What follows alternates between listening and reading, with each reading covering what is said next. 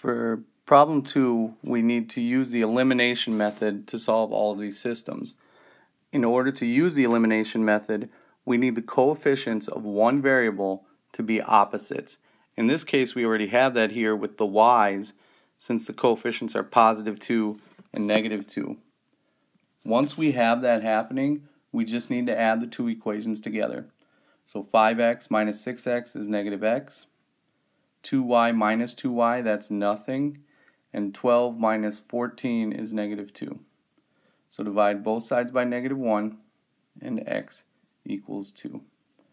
Once we have that one value, the rest of the process is the same as the elimination method. I'm going to take that value and plug it into one of the original two equations. I'm just going to take the first one. 5x plus 2y equals 12. And instead of x, I'm going to plug in 2. Now, just solve. 10 plus 2y equals 12. Subtract 10 from both sides. 2y equals 2. Divide by 2. And y equals 1. Again, we're not finished. We have to write our solution as an ordered pair, which means a set of parentheses with a comma in the middle. The x-coordinate is going to be the 2, and the y-coordinate is the 1. That's our solution.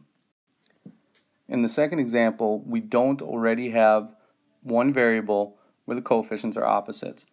With the y's, we do have a positive and a negative, but it's negative 3 and positive 1. So, in order to fix that, I'm going to take this second equation and just multiply it by 3. That means the first equation is going to stay the same, with x minus 3y equals negative 12. However, for the second equation, when I distribute that 3 throughout the equation, I'll end up with 6x plus 3y is equal to 33. Now add the equations together.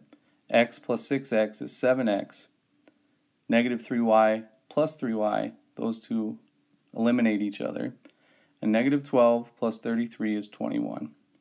Now we just divide both sides by 7, and x equals 3. Now the process is the same as the substitution method, where I'm going to take this x equals 3 and plug it into one of the original equations. Actually, I kind of like that second equation, 2x plus y equals 11. So I'm going to plug it in there. Then 6 plus y is equal to 11, so y is equal to 5. Now that we have our two values, write it as an ordered pair. 3, 5.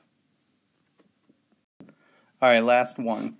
Looking at the two equations, we don't have the coefficients of one variable differing by a sign. So I'm going to multiply this second equation by negative 2. That'll give me 2x in the first equation and negative 2x in the second equation, and that's what I want. So I'll leave the first equation the same. 2x plus 4y equals negative 6. The second equation is going to be negative 2x minus 4y is equal to 6. And now when we add these two together, we see 2x minus 2x, that's 0. And 4y minus 4y, that's 0.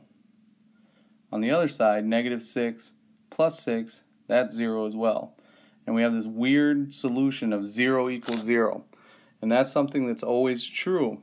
That means, it actually means we ended up with two equations that were exactly the same as each other. So, that means the two lines are going to lie right on top of each other. And our answer is going to be that there's infinitely many solutions. And you can just write many solutions.